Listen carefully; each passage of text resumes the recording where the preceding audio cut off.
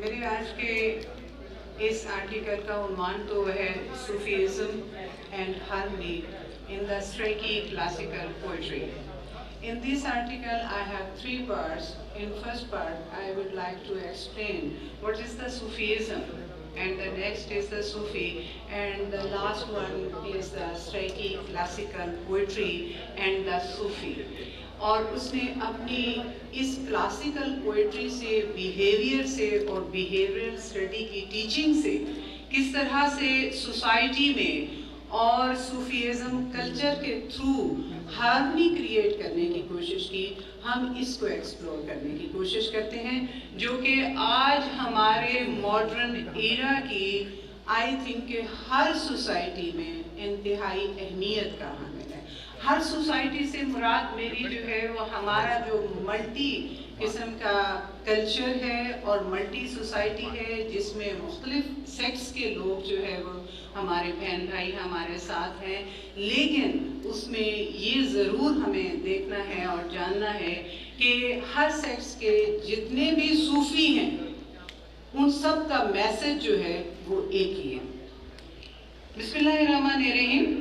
تصوف مسلم عملی فکر کا ایک اہم مکتبہ فکر ہے جو مذہب کی روح سمجھا جاتا ہے. حقیقت میں اپنے مالک اور خالق کے ساتھ باہمی ربط اور حقیقی رشتے کا نام ہے.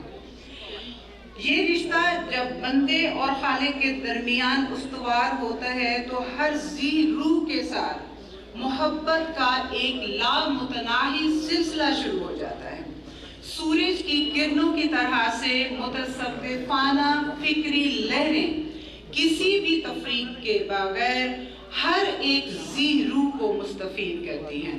اس رشتے میں جب صوفی عاشق حقیقی کے عشق بے قرار کا اسیر ہو جاتا ہے تو اس کا اندر اور باہر شادمانیوں کے سمندر میں ٹھاٹھے مارنے لگتا ہے.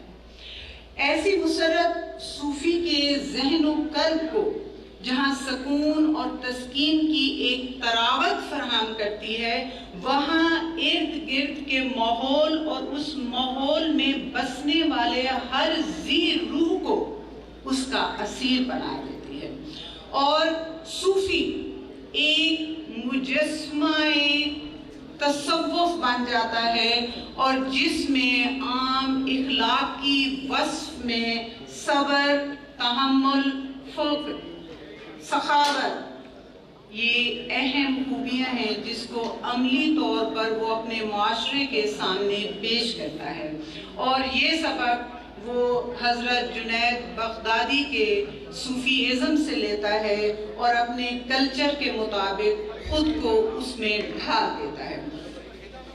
اگر برصغیر کی ہم بات کریں جس میں آج ہم موجود ہیں، آج یہ برصغیر کا وہ حصہ ہے جہاں ہم متمکن ہیں جو صوفیزم کا بہت بڑا گڑھ رہا ہے. میں بھی صوفیزم کی دھرتی سے تعلق رکھتی ہوں، ملتان میرا شہر ہے، لیکن جتنے وہاں صوفی ہیں اس سے کہیں زیادہ اس دھرتی کے صوفی ہیں.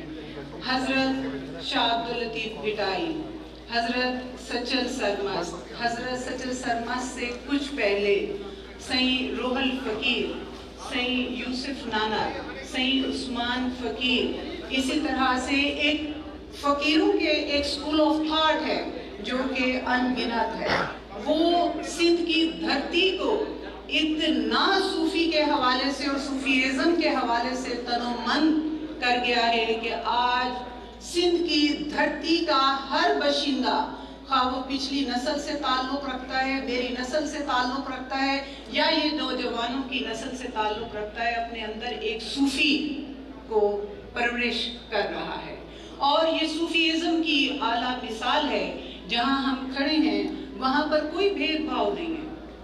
یہاں پر جو ہے وہ ڈاکٹر منشی بھی بیٹھی ہوئی ہیں، وہاں میں بھی بیٹھی ہوئی ہوں، یہاں یہ بھی ہیں. اور doctor Munshi and me were enjoying to see the cats and that's kids کہ آج کتنا خوبصورت لگ رہا ہے کہ صوفیزم کی محفل میں جو ہے وہ جس طرح سے پہلے ہوتا تھا آج بھی ہے کہ ہر ذی روح جب لفظ استعمال ہوتا ہے تو ذی روح میں صرف انسان نہیں ہے، ہر وہ چیز ہے جو کہ سانس لیتی ہے.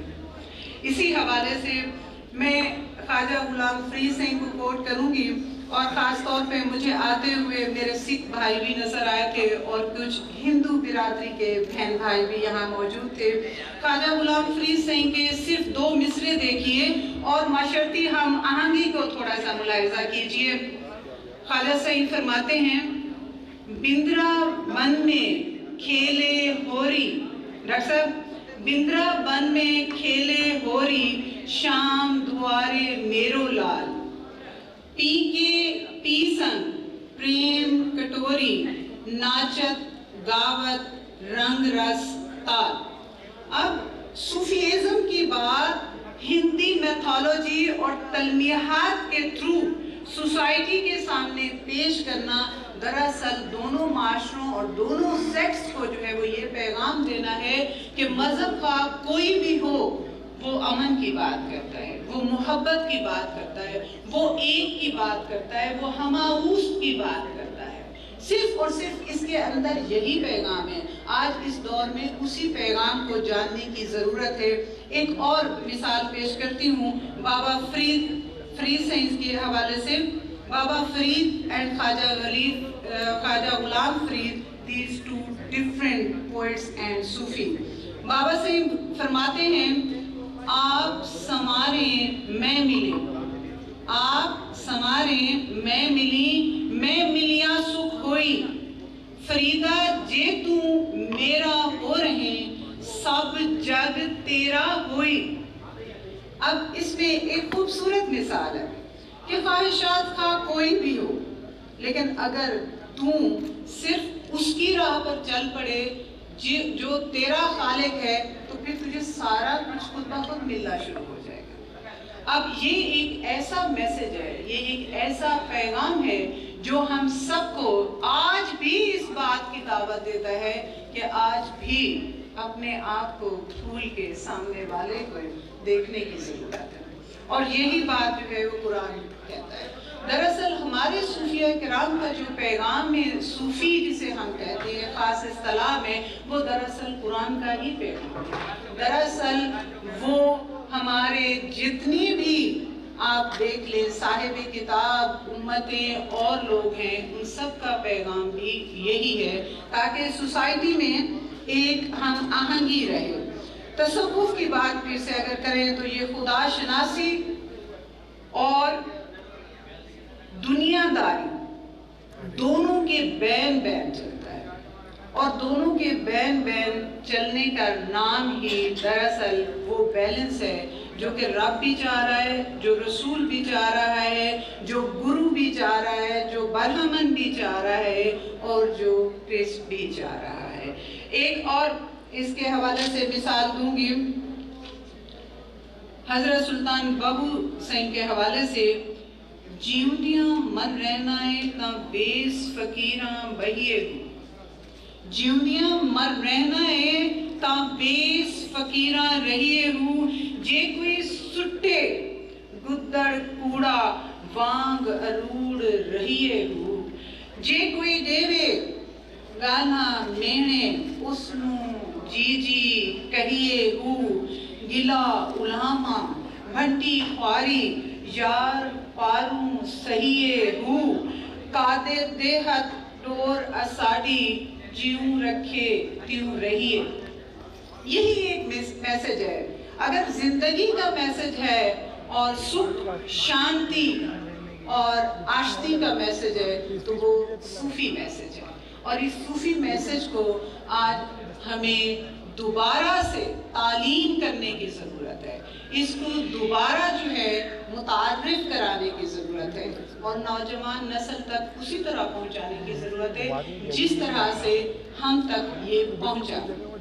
اور اس کو مختصر کرتے ہوئے صرف آخر میں یہی کہوں گی کہ انسانی زندگی اور کوئی بھی روح جو ہے وہ فانی ہے، یہ دنیا کا ٹھکانہ عارضی ہے اور اس مختصر زندگی کو پیار، محبت، امن، آشتی، عز، انکساری، صبر و تحمل سے گزارنا ہمارے صوفیہ کا شیوا رہا ہے، اور اس کا عملی اور ادبی درس ہی ہماری زندگی کا خصوصی درس ہے، جس پر عمل پیرا ہو کر آپسی عارضی رشتوں کو سنوارا جا سکتا ہے اور اخروی زندگی کو سدھارا اور کامیاب کیا جا سکتا ہے۔ صرف آخری اس سٹینزے پر جو کہ حضرت حافظ جمال اللہ ملتانی کا ہے، اور حافظ جمال اللہ ملتانی نے اپنی سی حرفی میں ایک لفظ دیا بیٹی کے معنوں میں آتا ہے، دیا کا لفظ استعمال کر کے سوسائٹی کو بہت خوبصورت جو ہے وہ پیغام دیا ہے۔ دراصل یہاں پر دیا سے مراد ہماری سوسائٹی ہے، میں اور آپ ہیں۔